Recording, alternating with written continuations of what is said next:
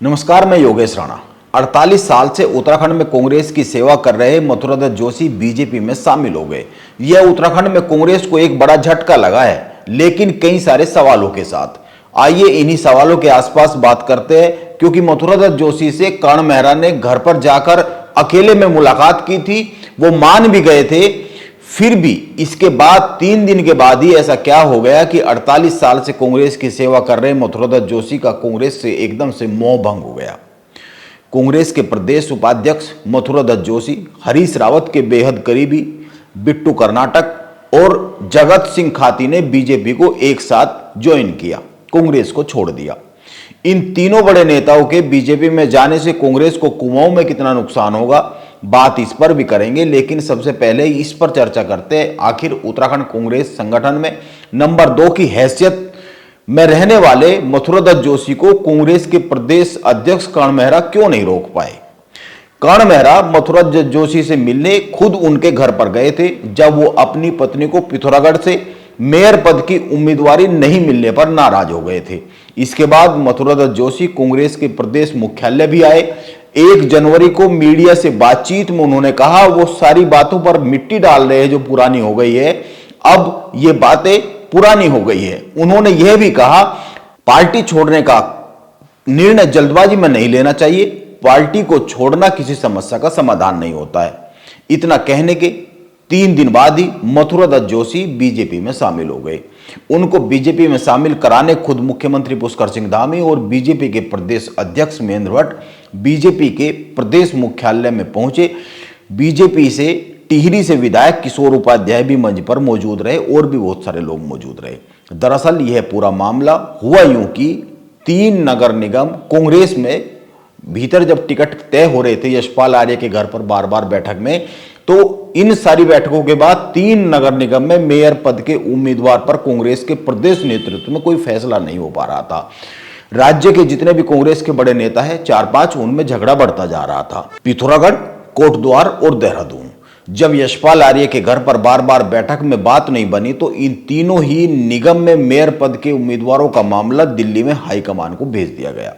बाद में इन तीनों ही नगर निगम में मेयर पद का उम्मीदवार दिल्ली से तय हुआ। उत्तराखंड कांग्रेस ने दिल्ली में हाईकमान के पास पिथौरागढ़ मेयर के लिए 3 नाम भेजे। पहले नंबर पर मथुरादत्त जोशी की पत्नी का नाम रखा गया।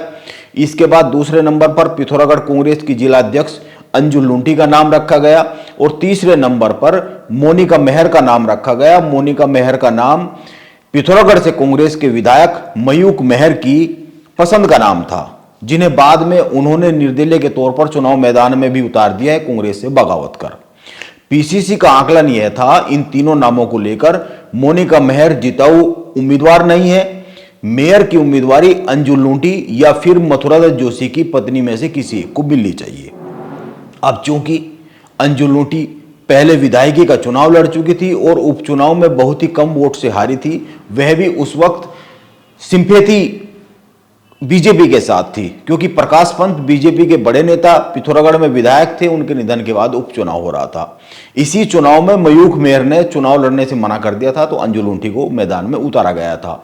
और इसके साथ ही वो पिथौरागढ़ में कांग्रेस की जिला अध्यक्ष भी है। तो दिल्ली हाईकमान ने अंजू के नाम पर हामी भरी। इससे मथुरादत्त जोशी और विधायक मयूख मेहर नाराज हो गए। मयूख मेहर ने मोनिका मेहर की जो कांग्रेस से बगावत और बगावत के बाद उनको निर्दलीय लड़ाने का जो निर्णय हो गया और खुद नॉमिनेशन में मयूख मेहर शामिल हुए, इन सब बातों से मथुरादत्त जोशी बहुत नाराज हो गए। मयूख मेहर ने एक पत्र भी जारी किया, जिसमें यह कहा कि कांग्रेस की उम्मीदवार उनके नाम और तस्वीर का इस्तेमाल अपने प्रचार अभियान में नहीं कर सकती है। एक तरह से कांग्रेस के विधायक ने पार्टी के खिलाफ खुली बगावत कर दी और अपना उम्मीदवार मैदान में उतार दिया निर्दलीय के तौर पर।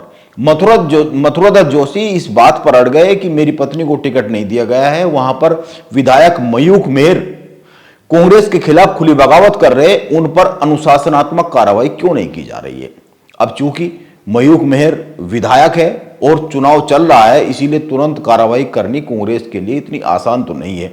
ऐसा करने पर मयूख मेहर के पक्ष में सहानुभूति की लहर पैदा होने का खतरा था और शायद मयूख मेहर चाह भी यही रहे थे कि कांग्रेस उन पर कोई एक्शन ले, ताकि वो जनता के सामने जाकर उसको एक विक्टिम कार्ड खेल सके।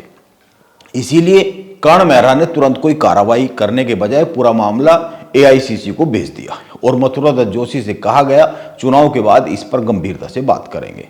अब मयूख मेहर के विधायक होने के नाते वैसे भी उन पर कार्रवाई करने का जो अधिकार है वो एआईसीसी के पास है।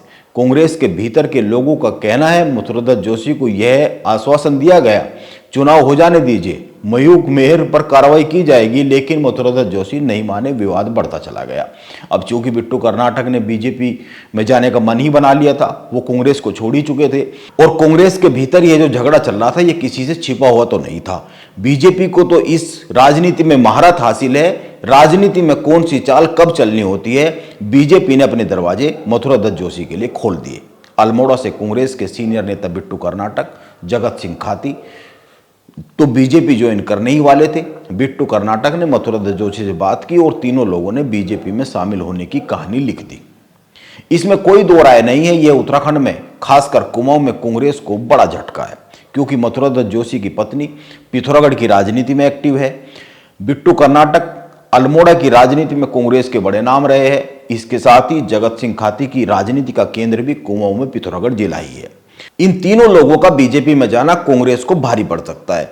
इससे एक नैरेटिव भी बन रहा है जिस पर बीजेपी तेजी से काम करेगी। अब गढ़वाल और कुमाऊं में कांग्रेस की राजनीति की बात करें तो कुमाऊं में कांग्रेस अधिक मजबूत रहती है।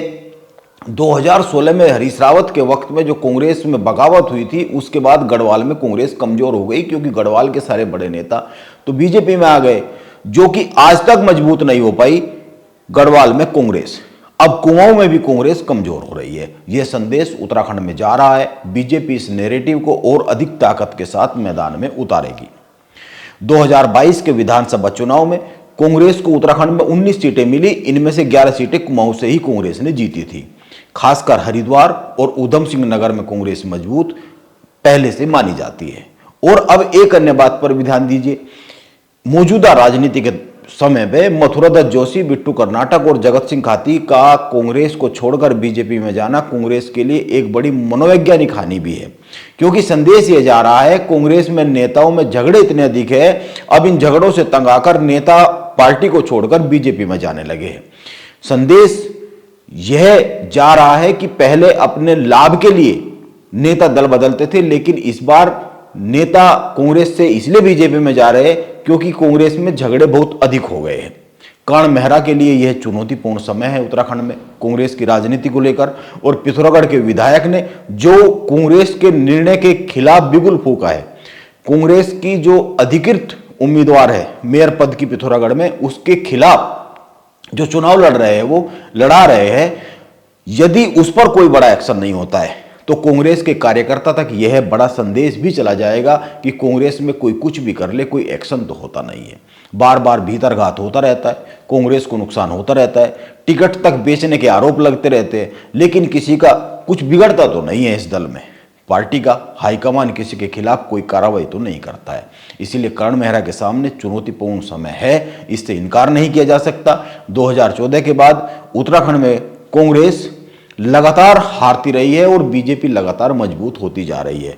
अब देखना यह होगा कि यह जो निकाय चुनाव चल रहे हैं और जो 25 तारीख को परिणाम आएंगे, इनमें कांग्रेस के खाते में क्या जाता है और बीजेपी के खाते में क्या आता है। नमस्कार, मैं योगेश राणा।